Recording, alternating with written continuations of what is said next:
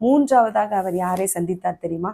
இவரும் ஒரு விஐபி தாங்க. மூன்றாவது லூக்கா எழுதின சுவிசேஷம் 24:34. கர்த்தர் மெய்யாகவே உயிர் தெழுந்து சீமோனுக்கு தரிசனமானார் என்று அவர்கள் சொல்ல கேட்டு அப்படின்ற இந்த வசனத்தையும் அகைன் 1 கொரிந்தியர் 15:5 அந்த வசனத்தை நான் உங்களுக்கு வாசிக்கிறவா?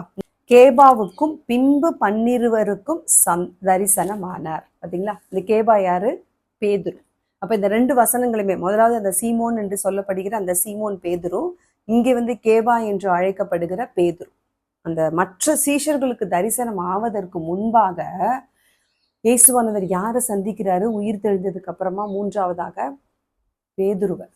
இப்போ பேதுருவை கொஞ்சம் பார்ப்போமா? பேதுரு அந்த சீஷர்கள் குரூப்லேயே ரொம்ப ரொம்ப முக்கியமான ஒரு நபர்.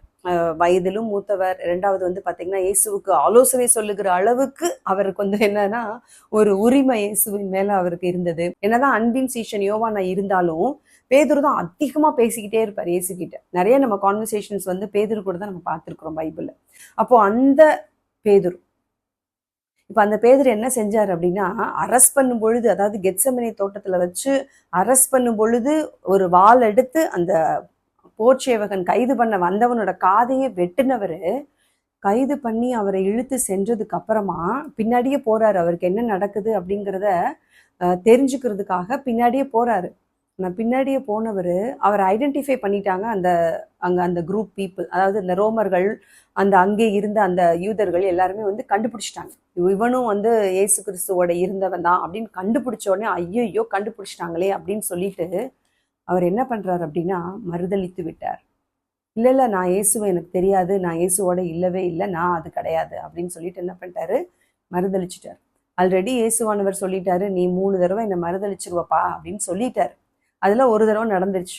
மறுபடியும் செகண்ட் டைமும் ஒரு இடத்துல பார்த்தீங்கன்னா அவர் என்ன பண்றாருன்னா அதே தான் சொல்றாரு, இல்லை எனக்கு இயேசுவை தெரியாது அப்படின்னு சொல்லிட்டு. 3ஆவது தடவையும் என்ன பண்றாருன்னா அதே தான் சொல்றாரு. இப்ப என்ன பண்றாரு அப்படின்னா மறுதளிக்கிறது மாத்திரம் இல்ல, சபிச்சு சத்தியமும் பண்ணிடுறாரு. ஓகேவா? அது எவ்வளவு பெரிய ஒரு கொடுமையான விஷயம் இல்லையா? டெஸ்பரேட்டா யாராவது ஒருத்தவங்க மாரல் சப்போர்ட்டுக்கு நம்ம கூட இருப்பாங்க அப்படின்னு ஒரு நினைக்கக்கூடிய ஒரு சூழ்நிலையில தானே இயேசுவானவர் இருந்திருப்பாங்க. தூரத்துல நம்முடைய சீஷர்கள் நிக்கிறாங்க, நமக்கு தெரிஞ்சவங்க இருக்கிறாங்க. அப்படிங்கிற ஒரு சூழ்நிலையில கொஞ்சமாவது இயேசுவானவருக்கு ஓகே நம்ம கூட இருந்தவங்க அங்க இருக்கிறாங்க அட்லீஸ்ட் அப்படின்றது இருக்கும் இல்லையா? அப்படி யாருமே இல்லை. எல்லாரும் ஓடிட்டாங்க. எல்லா சீஷர்களுமே ஓடிட்டாங்க.